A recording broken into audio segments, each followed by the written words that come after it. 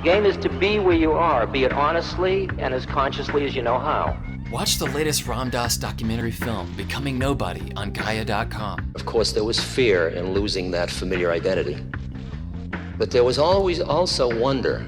The Gaia.com library supports you with transformational content. See it for yourself and go to Gaia.com/BeHereNow and check out the Be Here Now playlist, curated just for you. Visit Gaia.com/BeHereNow and start your free trial today.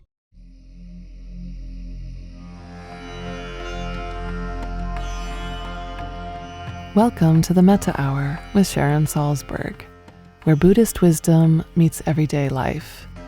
This podcast is brought to you by the Be Here Now Network and features interviews with the top leaders, teachers, and thinkers of the mindfulness movement and beyond.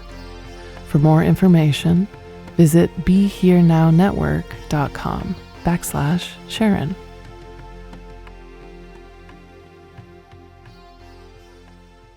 Hi, I'm Sharon Salzberg, and I'm speaking today with yoga teacher and author Eddie Stern. Eddie's a yoga teacher from New York City who specializes in Ashtanga yoga and yoga therapy. Eddie presides over a Hindu temple, the Brooklyn Yoga Club, where I've been. He co-publishes a philosophical journal and is a leading proponent in various fields relating to health and wellness. His programs include the Urban Yogis program to reduce incidences of gun violence in inner cities and the Breathe, Move, Rest program that offers health and wellness curriculums for underserved public school districts. Eddie is also the author of several books, including his March 2019 release, One Simple Thing, a new look at the science of yoga and how it can transform your life, which includes a foreword by Deepak Chopra. Welcome to the Metta Hour Podcast, Eddie. Thank you for having me. Thank you. I was also at your beautiful place in Manhattan before you moved, which was one of the more traditional temples and yoga centers. It was so interesting. Yeah, that was a really beautiful place. I'm sorry we're not there anymore. And you're also an advisor on our Breathe, Move, Rest project. That's true, I am. Yeah. I mean, that was kind of an unforgettable moment sitting in the back room with these former gang members, as you were about to teach a yoga class for them and just hearing their impressions and their experiences of the whole program. Yeah, it's actually...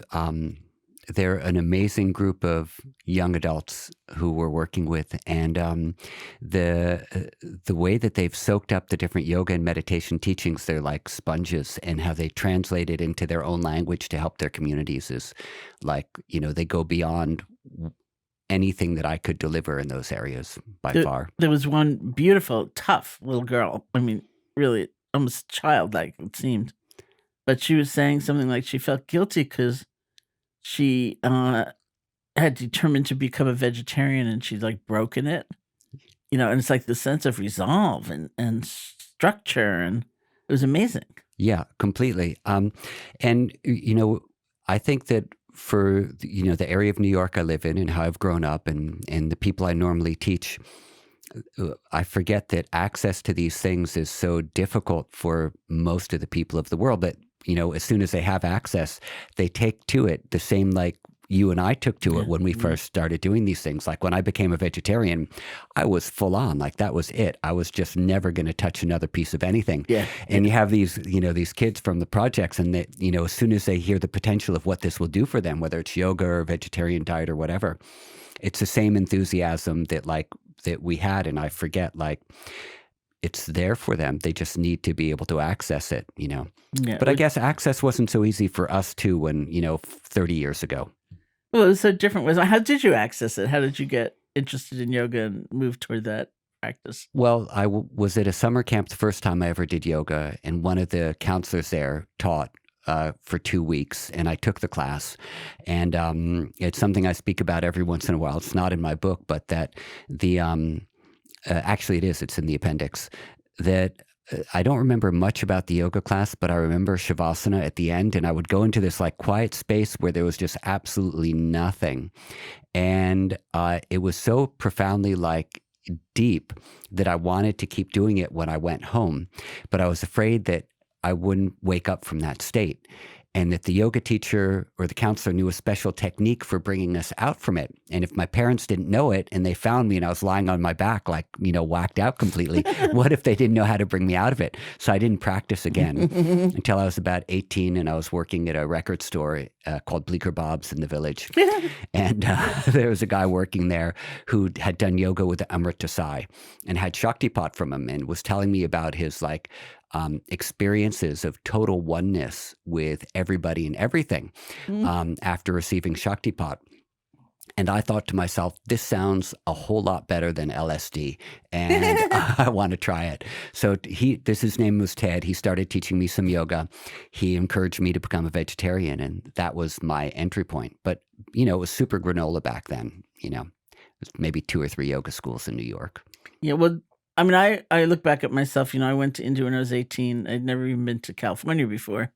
And it was really like massive personal suffering that drove me, because the things were so inaccessible. I was going to school in Buffalo, New York when I first kind of heard about Buddhism. I heard about meditation in this Asian philosophy course. And I looked around Buffalo, and it was a long time ago. There was not a yoga center in every street corner, or, mindfulness was like a thing. It was not like known, and I ended up having to go to India in order to access a method, which is what I was really looking for. And I think about that a lot, just in terms of the trajectory of these practices. Like those kids that you teach, they have strong motivation, they have strong intention, because their suffering is right there. It's in their everyday circumstance. And how many people these days are just drawn by kind of a curiosity or something else? And what does it take to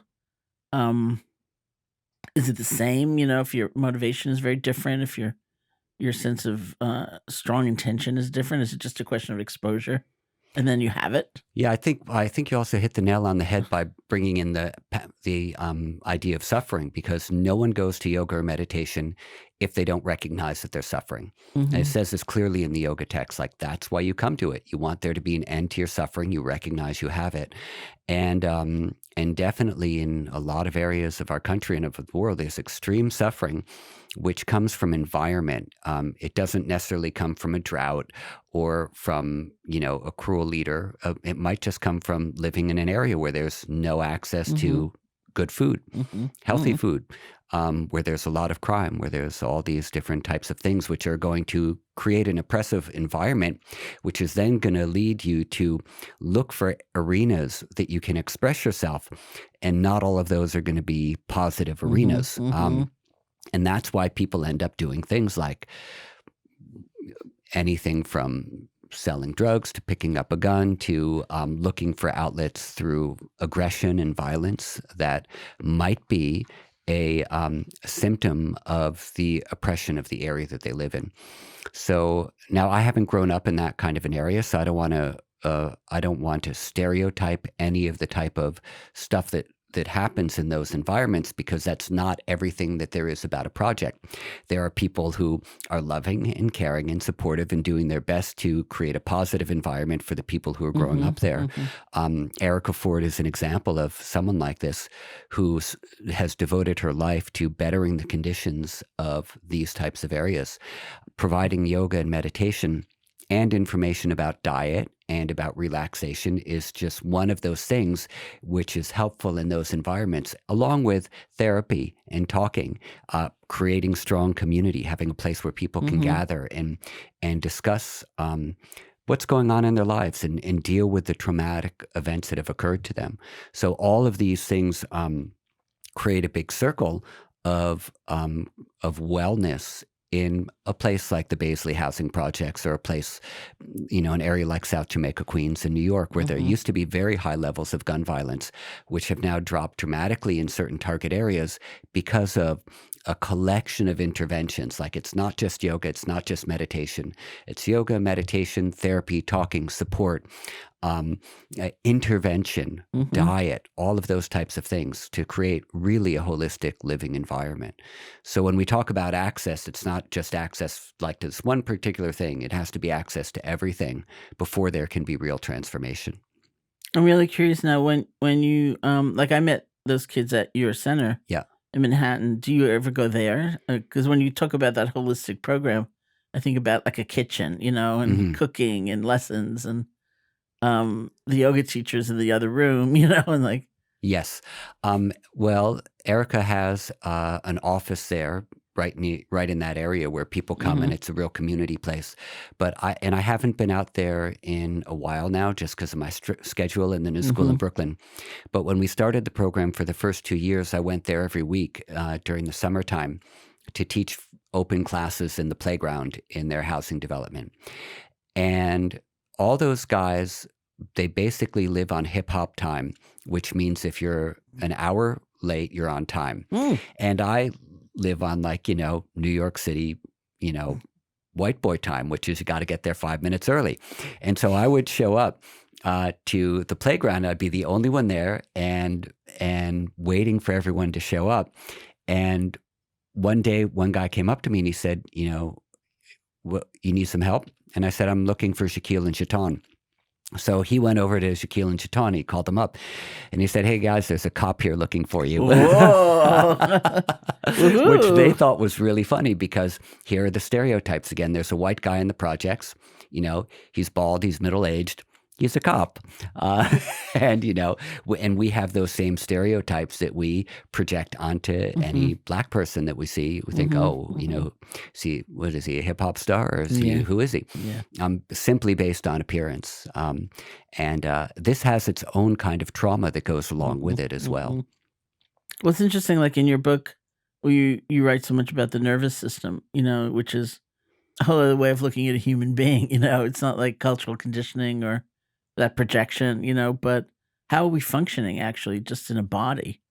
And I wonder if you could talk about what yoga therapy is and its relationship to the nervous system. Sure, I'll do my best. Okay. So basically, the word yoga therapy that are being used these days are a way of looking at yoga as it's applied to an individual and not as an individual adapting themselves to a particular mode of practicing something. However, like literally speaking, all yoga is therapy. Like we already talked about how suffering brings you to yoga. And if you want to deal with your suffering, then you need some type of therapeutic approach. And what the yogis did was they said, well, we're going to use your body and your breath and your mind and your emotions and your sense organs, and we're going to fix the misperception you have about the way you view yourself and the world, and we're going to fine-tune a few other things along the way. And that's basically going to be our therapeutic approach to fixing the greatest disease in your life, which is the illusion or the delusion that you are your narrative that you live by. So this is the greatest illness. I think I'm Eddie. I think I'm a yoga teacher. I think I'm a dad. I think I'm all these different things. And that's just like the story that I tell about myself. And I get attached to my story. Of course, you know all these things, and all your listeners know all these things by this point as well. I get attached to my story. I identify with my story, and then I suffer. And so the therapy for that is to slowly unwind the story. The hardest story to get past is a story that I am my body. Essentially, that's the hardest one. So that's what yoga asanas are for. They're to help strengthen and enhance our connection to the body and our understanding of the body, to see that the body is a process which is changing all the time. And that our nervous system is a process of transforming or cognizing information that's coming in from the outside world so that our inner environment can adapt to it and respond to the outer environment. And this is the process of the nervous system. And then the mind is the cognizer of all this, presents it to the intellect, who decides what they're going to do with all the incoming information. So we're a bundle of processes that are adapting and changing to the external environment all the time. And at the same time, we have an inner environment, according to the yogis, which doesn't change, which is the witness state, or which is consciousness. And we have to be able to understand all of these changing environments to see that in a very Buddhist type of sense, that they're not real, they're not permanent, because they're going to go away one day. And who is it which is watching these changing environments? So the use of the body and the use of the breath with the yoga practices is to understand these changing adaptive environments so that we can form a greater relationship with witness consciousness or something like When that. you say body, are you including emotion, the somatic expression of emotion? Yeah. Because when you say our greatest identification is with the body, sometimes we say, in Buddha land, Buddhist land, uh, certainly we are very identified and attached to the body as the sense of self. But if you hit your elbow, you are unlikely to say, "I am a sore elbow." Whereas if you have a flash of anger, you're more likely to say, "I'm a very angry person. I always will be." So there's some quality of conditioning around our emotions and thoughts, even that's stickier, even sometimes than the body, but it's all expressing itself through the body. Exactly, because when you get really angry, what happens? Your heart speeds up. Your palms start to sweat. You feel heat in your body. I mean, all of our emotions have a physical component. So our emotions are in our body. As we in the Buddha land, we know this very well. Our emotions are in our body. And the problem is the mind starts to think that it's separate from the body. This is, I don't think all of the blame for this can fall on Descartes and, the reductionists. I think this is a problem that's been going on for a long time. So I think this is one of the reasons why so many people are drawn to physical practices like Tai Chi and yoga asanas, because they can feel that as they are doing something in a particular way with their body and their breath, they're calming their emotions at the same time. And this is one of the effects that a lot of the urban yogis felt very quickly, was that they were getting less angry, or they were able to control their anger more. They were able to strategize a little bit more about how they wanted to respond to situations that were happening around them, being able to pause and take a moment before they said something or say nothing at all. So this became like a really fascinating thing for me. Like, how is it that by just doing some sun salutations and doing a few minutes of deep breathing, can you begin to release anger from your body? What is that? What are emotions? Are emotions physiological and not mental? And that's one of the things that I was trying to get at in my book also, was because sometimes we think about happiness as a mental state. Like, if I could just be happy, if I could get this thing, then I'd be happy. All the regular stuff that we talk about all the time. But happiness is fleeting, especially if it's caused by an external object. And if happiness is said to be a lasting thing, like it's said in yoga, nothing lasts in your mind. So happiness cannot be in your mind because it can't last there, because the mind is going to change 1 second to the next. So, is it in your body? Well, your body is changing all the time too. But is there a way that you can put your body into a particular condition where happiness can be expressed through your body and felt through the body, because you're accessing something deeper than a changing mental state? And I think that's another good use of postures and breathing, to find a physiological basis for happiness and a physiological basis of releasing the narrative that we're bound to through brainstem activities, limbic system activities, cortical function, that there's something else happening there, that if we can just kind of hack our nervous system with these practices, we can find the sense of peace or ease or happiness in the body, which is not a changing mental state. But it's something to do, I think, with harmony, right, and balance. And because what I was thinking of when you're speaking so beautifully, thank you, was I was involved through the Garrison Institute for 4 years in this program, working with domestic violence shelter workers. So it was the staff of the shelters, and who were traumatized themselves, often both originally, which was what drew them to the work, and also just in the course of doing the work. And there was one exercise someone led us in, which is, it was a very visual exercise. It's a little hard to describe verbally, but she read a script, which was like an ordinary day. Like, the phone rang, and there are 3 more people coming. We don't have beds, and then my cousin called and couldn't pick up my daughter from day. And it was just like, and the person A, would respond with their body as they were hearing this script. So Wow. people ended up, all curled over and uptight, and their face was all scrunched. It was like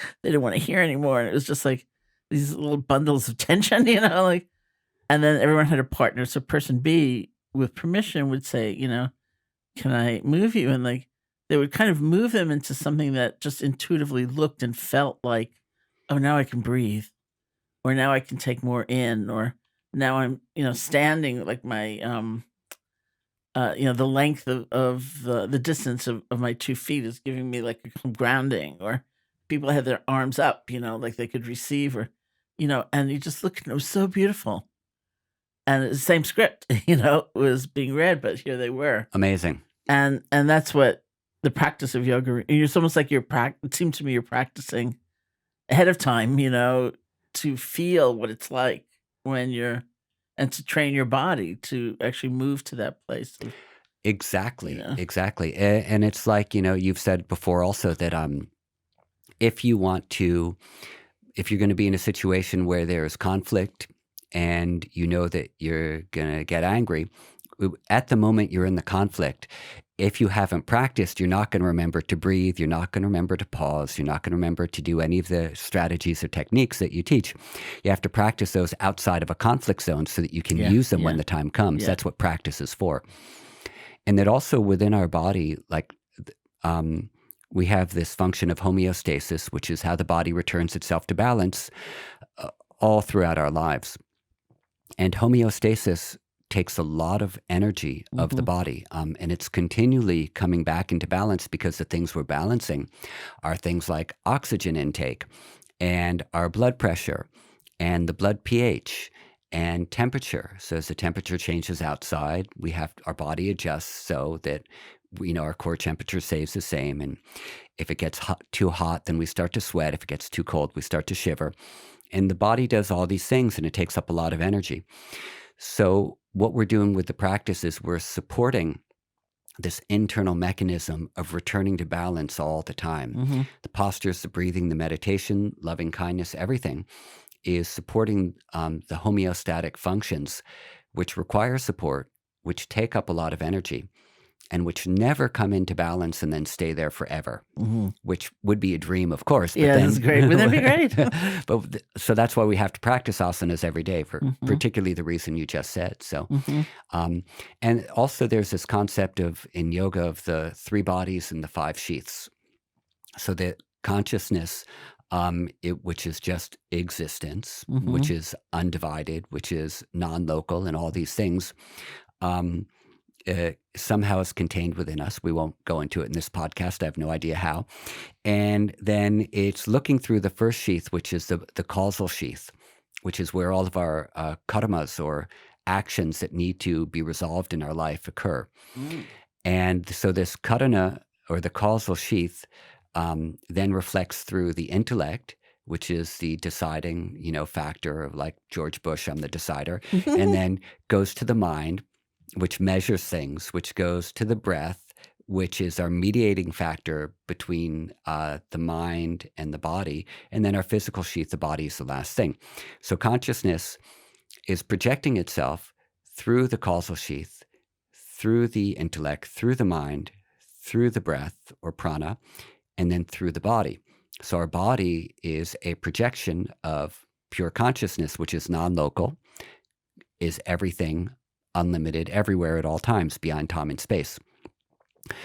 But we see all these things bifurcated. We see my body is separate from my nervous system is separate from my mind is separate from my intellect. And so that when, a common example, I'm up late at night, I'm tired, I need to go to sleep, but I have a few more emails to answer. I have a page of my book to write. I have to finish my schedule. My assistant has been texting me. So my body is saying, I'm tired, I need to go to sleep.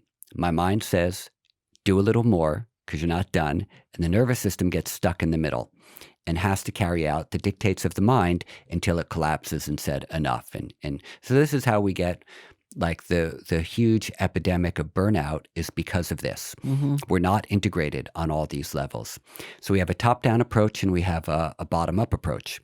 A top-down approach is to get directly in touch with consciousness and say, I am pure being, and pure being is projecting itself and emanating and manifesting through my intellect, through my mind, through my emotions, through my sense organs, through my nervous system, through my body. My body is a presentation of consciousness. Therefore, I can be relaxed. Now, this is difficult, but some people, they can do this approach. That's a top-down approach. A bottom-up approach is where you say, I'm struggling with all these things, so the first thing I need to do is I'm going to control my body a little because I feel that it's different than my mind. And when I control my body a little, then I can control my breath a little. And that's my link to my mind. When I control my breath a little, smooth it, quiet it when I get angry, then I can control the mind a little. And then I see, oh, these are actually connected, and that my mental states and my emotional states are being reflected through my breath. Like when my breath speeds up when I get angry, or when it slows down when I concentrate. And that affects what's happening in my body. Is my body relaxed? Is my body tense? Am I stiffening, getting ready for a fight? Do I feel that everything around me is a threat, and that's how I'm holding my body all the time? Or do I feel that I'm in a non-defensive state, like Stephen Porges says, when the vagus nerve is toned?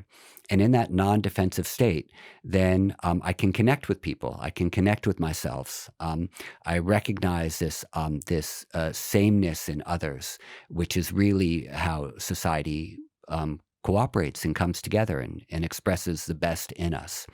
So this is, I think, two valuable approaches in yoga and two different ways that people do it. There's this consciousness first, or there's the body first, and both of them end up in the same place. That's fascinating. I mean, I would think that with consciousness first, first of all, for a lot of people, that would be a gift, right? Like, Yeah. I mean, I think of, because for me, having teachers was very important, and some of that glimpse, and it was really just a glimpse, was because of them. You know, it was a sense of possibility that I'd never imagined before. And then there was the work, but, not everyone has access to that sense of possibility. So how would that happen? But we do have the work. We always have the work. We have the possibility of starting from, way below zero and making our way up. And so I'm just sort of spinning with that, Yeah. It's like a miracle when that happens, that there's some, or it doesn't have to be a person. It could be a work of art, I guess, or, Yeah. Some place or something that just opens us to a sense of possibility. Yeah, I guess people have been trying to figure that out for a really long time. Yeah. Like, is it grace? Is Yeah, it yeah, is it yeah, yeah. chance? Is it karma? Yeah. Is it Yeah. just because? Like, Yeah.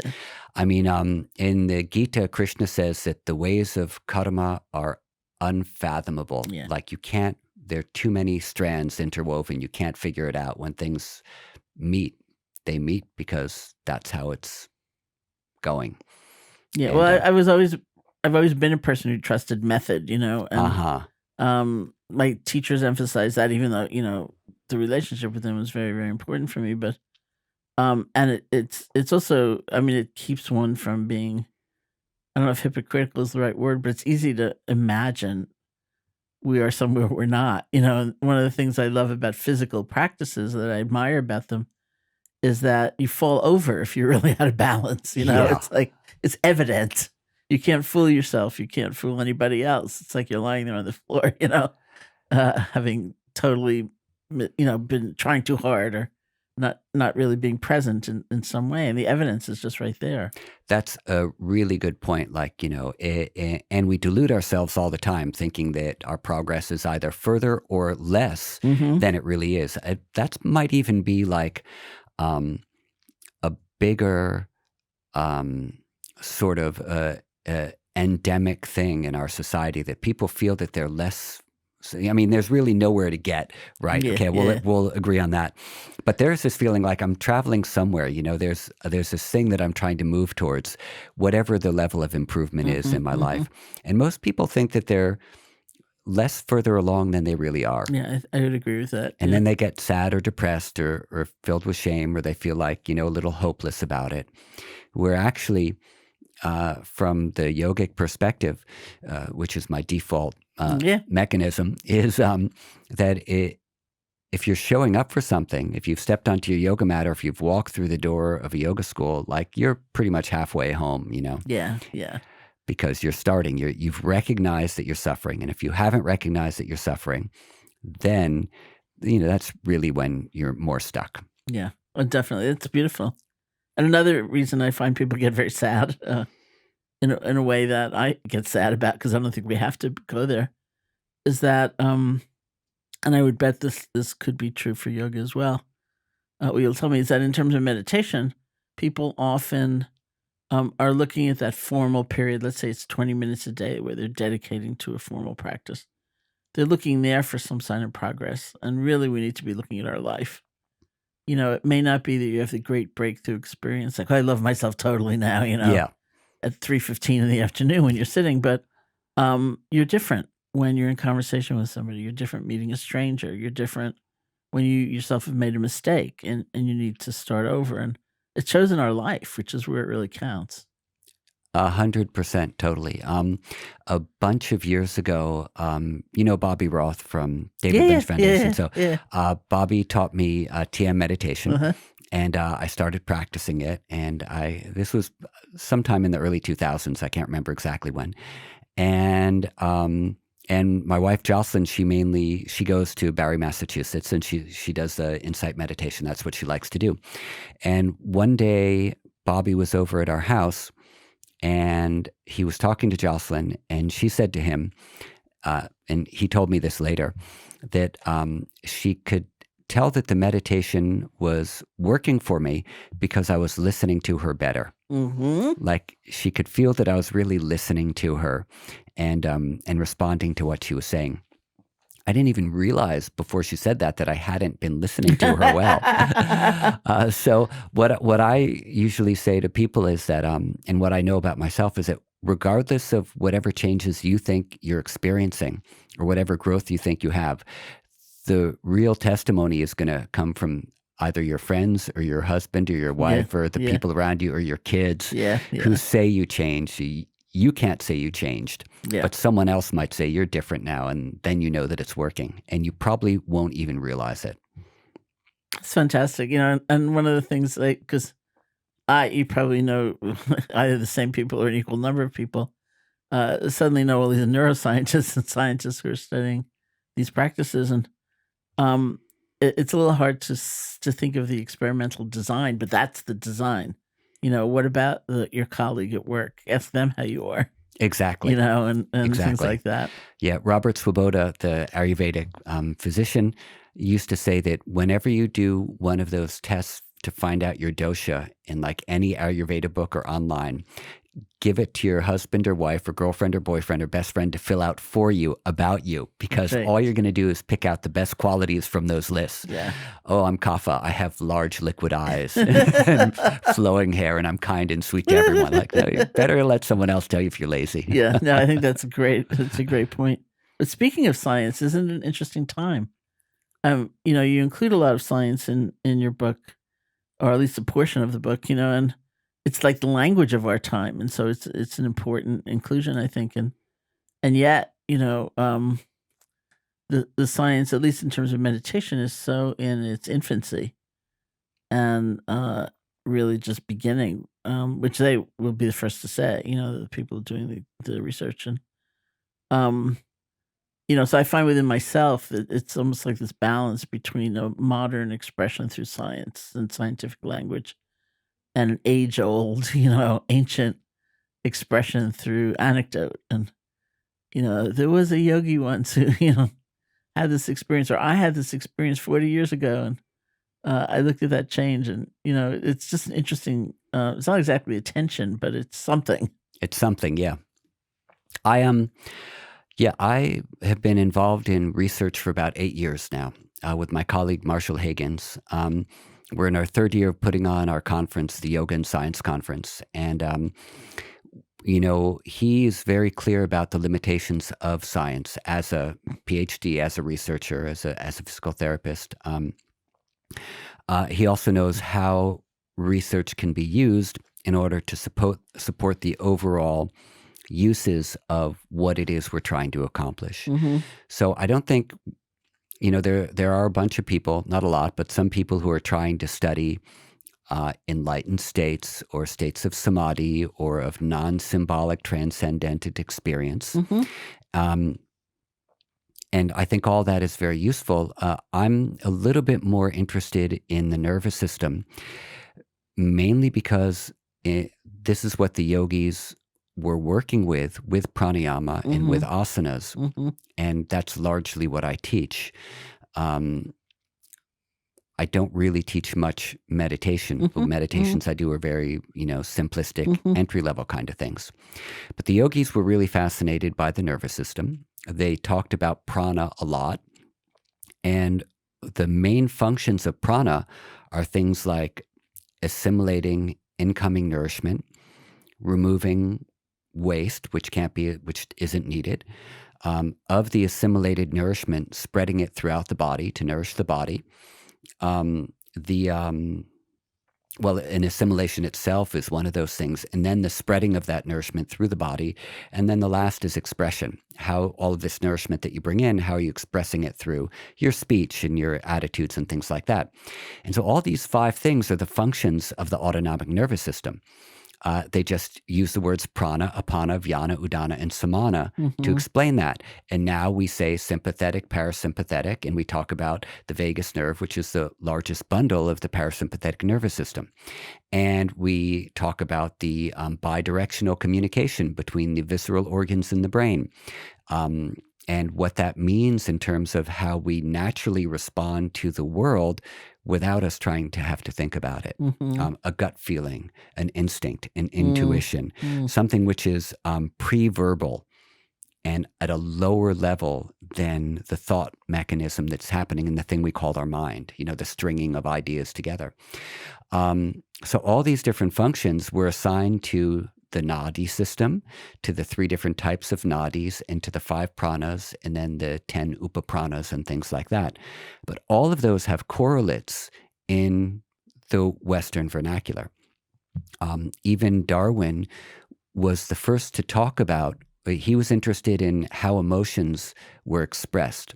And he was the first person to identify the vagus nerve, which he called the pneumogastric nerve, which goes from the heart, where it does have tendrils coming into the heart. The vagus nerve, for the listeners who aren't aware, we have 12 cranial nerves. The 10th cranial nerve is the vagus nerve, and it makes up 80% of the parasympathetic nervous system. Our sympathetic nervous system moves us towards activity. Parasympathetic moves us towards rest, repair, restoration, and digestion. There's a back and forth between these every moment of the day. So, for example, when we inhale, this is activation. Like if you need to psych yourself up for something, you take a deep breath, and then you jump off the cliff into the lake. When you need to relax, you exhale. So this is a calming parasympathetic. So inhale and exhale happening all through the day, back and forth, are one way that we're automatically balancing sympathetic and parasympathetic activity, as well as right brain, left brain activity. So the vagus nerve, 10th cranial nerve, is a huge bundle of nerves which goes to the palate, to the larynx, down through the trachea, to the heart, to the lungs, to the liver, the spleen, the pancreas, and the intestines. So pretty much all of the visceral organs. We have, and it's a bidirectional nerve, meaning it's taking information from these organs and sending that information to the brain so the brain can decide what to do with it. Not everything is happening in this top-down approach where the brain says, this is what I want you to do and you have to pay attention to me. A lot of information is coming from the body back up, which is why this felt sense in all of the Buddhist or Vipassana or insight meditations is so, so important, because it's one of the few times where we're consciously coming in touch with that portion of ourselves, which is a feeling self, which is telling the brain something, which later gets translated into thought or an idea. So Darwin identified this nerve coming from the heart through the trachea and the voice box, the larynx, to the brain and then to the face. Because from the vagus nerve, there are nuclei attached to the corners of the eyes and the corners of the mouth and other facial muscles, which are expressing emotion. So, for example, we feel emotion in the heart, love or sadness or things like that. And he identified that as going through a vocal expression, a tone of voice, and facial expression as well. So he called the vagus nerve the nerve of emotion. And it's because of my vagus nerve, I can change my voice tone to be angry or sweet or kind or questioning. And because of your vagus nerve, you can hear the change and you'll identify what my tone means. But also you're going to read my eyes, the corners of my eyes specifically, and my mouth as well. So you know if my expression is kind or if it's threatening. So all of these things are being ruled by vagal tone. That's why if someone smiles at you and their eyes are cold, like, know you should beware of them. Right. It's creepy. Yeah, it's really creepy. Or someone can smile only with their eyes, like His Holiness can smile just with his eyes, and here's someone who's like filled with love and compassion. Yeah. So what is the thing which is helping to control this mechanism is the tone of the vagus nerve. So it's basically like our muscles can be toned. So I can lift up a glass or I can carry a suitcase. If I don't have muscle tone, I won't be able to pick up anything like that. And the vagus nerve also can be toned so that when it has good tone, then we have better cardiovascular function, we have better digestion. The expression of our emotion is better. The ability to read other people's emotion is better. We socially connect. We can more readily move into this non-defensive state that Stephen Porges talks about. When our vagus nerve is not toned, then there are digestive problems like IBS, cardiovascular problems, inflammation problems, including things like rheumatoid arthritis and also epilepsy, higher incidences of diabetes, and certain types of cancer. So like definitely having a toned vagus nerve is a good idea. So what are some of the things which are going to tone those? One of the things that I wrote about in the last chapter of the book is one of my favorite things of Stephen Porges, who invented this, or the creator of the polyvagal theory. Polyvagal theory says that we have 3 different levels of the vagus nerve that respond to the world in a hierarchical fashion, meaning we will, if we're in a very dangerous position and our life is threatened, we'll automatically shut down, traumatized. A car accident or we're abused, we'll shut down. We won't be able to express what has happened. This is the nervous system responding in a particular way. If we just feel under a certain amount of threat, then our heart will start to speed up. The blood will be diverted from our intestines, go towards the arms and the legs so that we're ready to run away. And that's fight or flight. And then the last one is where we'll respond in a kind, loving manner in a socially pro-social environment. Okay, so the things that are going to do this, he said there are 4 of them.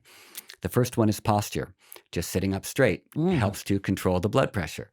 The second one is vocalization. The third one is breathing. And the fourth one is behavior. So these 4 things done in particular ways will tone the vagus nerve. So what do we have in yoga? We have postures. Those are the main thing we do. We have breathing like pranayama to help balance the different branches of the nervous system. We have behavior, nonviolence, telling the truth, not stealing, sexual responsibility, not coveting things that we don't need.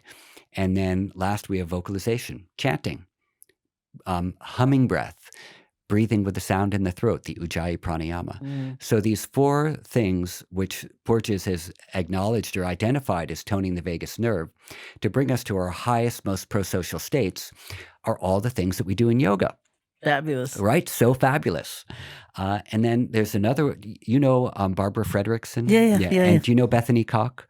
No. Bethany is a co-researcher along with Barbara. Okay. So one of their great studies that they did was how loving kindness meditation improves this upward spiral of emotion, which improves physical health. Right. And the way that they've identified the improvement of physical health through this loving kindness meditation was by measuring the vagus nerve, the tone of the vagus nerve, because that's an indicator of cardiovascular health and all these other things we talked about. That's really great. It's so great. So this is like why I love science. Yeah. All these things are like super fascinating, not because they prove yoga, but because we can see the correlates that they have. Right. That's right. And then we have a way to speak with educators, politicians, Yeah. people who don't believe in yoga, but they do believe in science. Yeah. We can reach out to them in their language and say, this is what's happening. Isn't it great? And nobody can argue with having a toned vagus nerve. Definitely not. Yeah. Then it would untone. Exactly. I'm so inspired. I want to ask you to lead a practice in a minute, but I have one more question. Because once we talk about the body and the nervous system, I start thinking about trauma. Yeah. And, how these days the kind of current thinking is really about traumas held in the body. It's really, it's where it resides. It's where it comes and gets us, and when you talk about that upward flow to the way we think, it's like by the time it gets to the cognitive level, everything could be distorted anyway, and so it seems like what a tremendous and direct application of kind of body therapies, or I don't know if you call them therapies, but yoga and Tai Chi and that class of practices. And, and maybe particularly because of the vagus nerve and vagal tone, that like maybe we see the way that it's actually, those are so influential. Yeah, I think so. In the introduction to Stephen Porges's book, The Polyvagal Theory, Bessel van der Kolk wrote the introduction. And in the introduction, he said how powerful Stephen's ideas were on the work that he was doing, which is, releasing trauma from the physical body as one of the first steps. But definitely, even on a very minor scale, the yoga tradition says you have a human body, you're traumatized. Yeah. Otherwise, you wouldn't be here. Yeah. Your trauma might be small, it might be big, you might collect a lot more as you go through your life, but, one level or another, you are a bundle of karma, which is here because of trauma. So it's time to start unwinding that ball. Take out those knots, one knot at a time, and start with the small ones, and then when you get to the big knots, you have to go to someone who can help you untie them. Whoever that person is, whether it's a guru or a psychotherapist, someone's going to help untie them. It's so great. So would you lead us in a practice? I'm really inspired. Sure, I'd be happy to. So as I said, I'm not like a meditation teacher, but I'm really enthralled with resonance breathing. And I first heard about it from my wife, Jocelyn, when she took a workshop with Dr. Brown, and who's up at Columbia. And the resonance breathing is basically where you inhale for 6 seconds and you exhale for 6 seconds, or you inhale for 5 and you exhale for 5. And resonance frequency is when your breathing rate goes down to a cycle of 5 to 7 breaths per minute. And what happens at that point is your heart rate and your respiration line up with the messages being sent to the carotid arteries, or the baroreceptors wrapped around the carotid arteries, where your blood pressure is monitored and controlled. And there's basically like a 5-second feedback loop by the time messages get sent from those carotid arteries, or the baroreceptors to the brain and back down to the heart. So what you're doing is you're putting your breathing into this cycle of how messages are sent, monitoring your blood pressure to the brain down to the heart, and you breathe in that same cycle so that these three things that normally aren't going the same rate, blood pressure change, heart rate, and breath, they all come into the same sinus waves. So that's why they call it resonance frequency. Now, if you don't care about that stuff, that's, we can put that to the side. What breathing at that rate does is it tones the vagus nerve. It reduces anxiety. It can be helpful for depression. It's helpful for sleeping. And it's also a good way for people who say they can't meditate or don't want to meditate to enter into a meditative state. Because the frequency that happens in resonance is you're at 1/10 of a hertz, which means a cycle of 6 in every minute. So you're breathing 6 breaths per minute. Now, 1/10 of a hertz for your brain waves is a delta wave state, which means you're going into a deep sleep state with your brain waves. So when your breath goes into this particular frequency, it entrains with the brain waves. So you bring your brain waves into this deep sleep state while you're still awake. And then you're basically in meditative state, even though you say you can't meditate. So that's why I like it also. That's so fabulous. So I looked around for an app or something that would help me with resonance frequency. I looked on YouTube and I couldn't find anything that fulfilled like the 3 criteria I had. Number one, I wanted it to be free. Number two, it needed to be aesthetically pleasing. And number three, it needed to be easy to use. And I couldn't find anything like that where I didn't need a chest strap or something or anything like that. So I created an app, and it's called the Breathing app. And now I use it quite often, and it's free on the Apple Store and all those places. And there's a sound that you can breathe along with, or a visual cue if you prefer. And the sound was created by a musician named Moby, who's an old friend of mine. And all you do is you inhale with one sound and you exhale with the other. And you do it for like 7 or 10 minutes and everything smooths out. And then that's all there is to it. So what we'll do now is a 4-minute resonance breathing practice. And you're going to hear one sound, which will be an inhale, one sound will be an exhale. What I like to tell people is if you're not used to breathing longer breaths, if you feel any tension, just stop and just listen to the sound for a moment. There's no right way to breathe. You don't want to breathe really long, deep breaths. You just want to breathe slow, smooth breaths. And the main thing about it is to breathe as evenly and smoothly as you can with the sound. When you feel any tension at all, just pause for a minute and listen. And there's no right way to do any breathing. There's just breathing. When we start to pay attention to the breathing, sometimes we overthink it and try to breathe high in the upper chest. If you want, you can keep your hands on your belly and feel the belly moving in and out a little as you breathe, so the breath doesn't come too high up. Okay, so let's go ahead and begin, and I'll time us for 4 minutes, and I'll talk a little as we do it. So just listen to the sounds for a moment.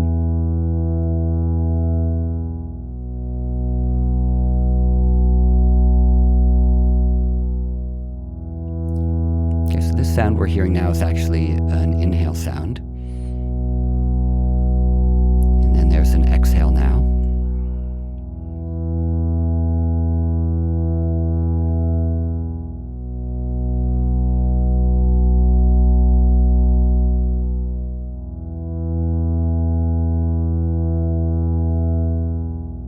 The eyes can be closed or open.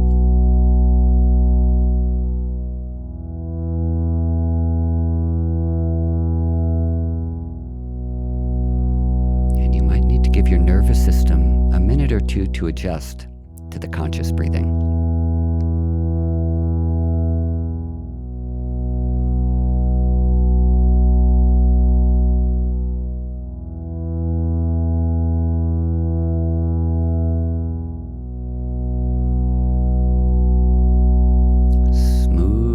Soft.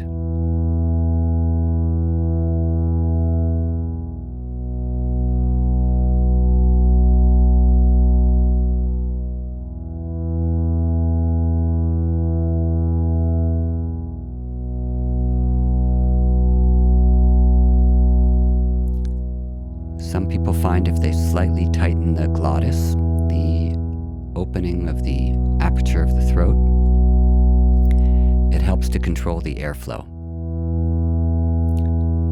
Similar to the breathing with sound, which is done in some yoga practices.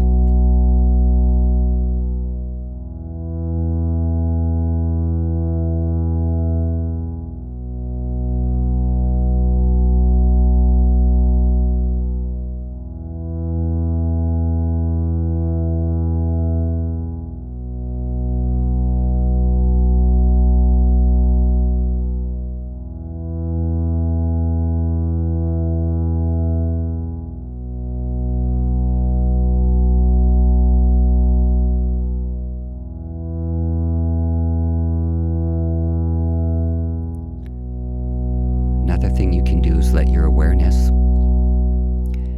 move high in your nasal cavity, near where the sense of smell is, and let the breath pass by that area.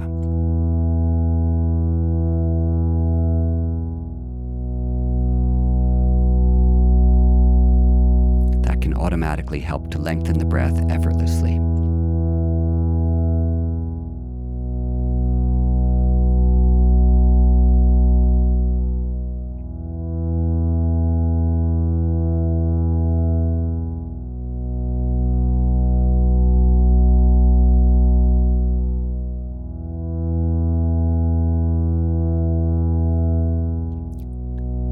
to do about 3 more breaths.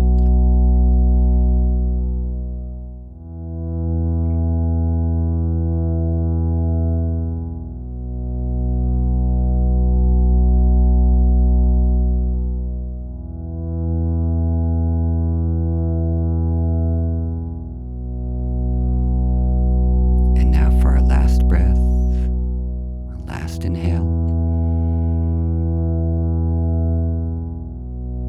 And a final exhale.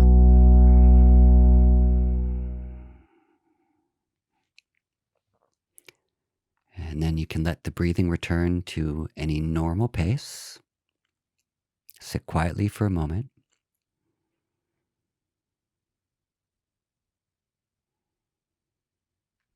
And in this quiet space,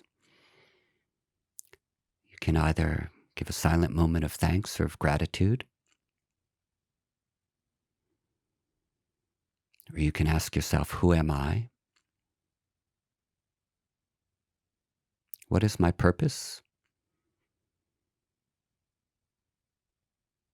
And how can I bring my purpose forward into the actions of my life? Those are 3 good little questions you can ask yourself if you do this meditation or this breathing practice each day, just to orient the compass of your day, integrating a sense of being, a sense of purpose, and fulfillment through action. That's all. Wow, thank you. Let me give a verbal moment of gratitude. Really, thank you so much for joining me and for the exercise. So it's the breathing app for those of you who would like to follow it. And really, thank you so much for coming and being here. It's such a pleasure to learn more about your teachings and work. And for more information about Eddie's many offerings, you can visit www.ayny.org.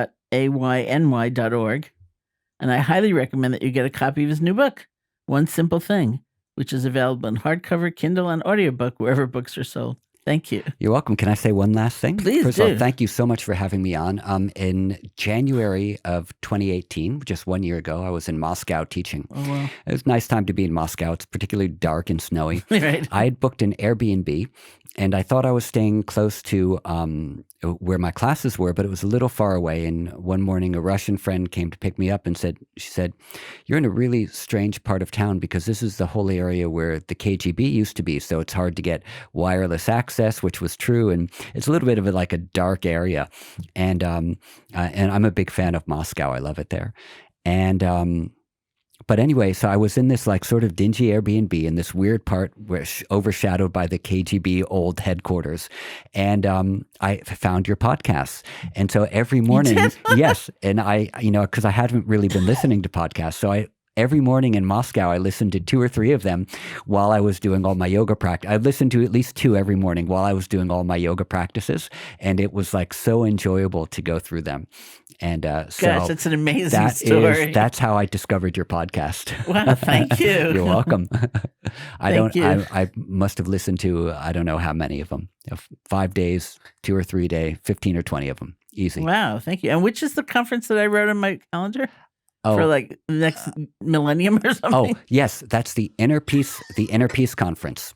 And that's going to be March 21st and 22nd of 2020. Actually, it starts on the 20th. So March 20th, 21st, and 22nd of 2020. It's going to be probably in Brooklyn. And you're going to be like one of our headliners. Oh, right. Thank you. Totally. And it started by 2 friends of mine in Amsterdam, Wessel and Martin. They run a group of schools called Delight. And their basic thing was they opened a school in The Hague and right opposite the Peace building. I can't remember what it's called, the Peace Embassy or something. And Wessel said, there are a lot of peace conferences, but there are no inner peace conferences. And you can't have outer peace without inner peace. So maybe we should do an inner peace conference. Nice. So they're going into the 4th year, and I'm a new partner for bringing it to New York. That's so great. And you were the first person we invited. Well, thank you. And Deepak was the second, and he said yes also. So we're going to keep on expanding it. So mark it in your calendars, folks. It's in my calendar. Awesome. It's one of my only 2020 commitments. Yay. I keep thinking you can't keep living like that, but I wrote it down. I know, but we certainly can. Yeah. And it's on a good day, too, because we have March 20 and 21, 2020. So it's like, Okay. exactly.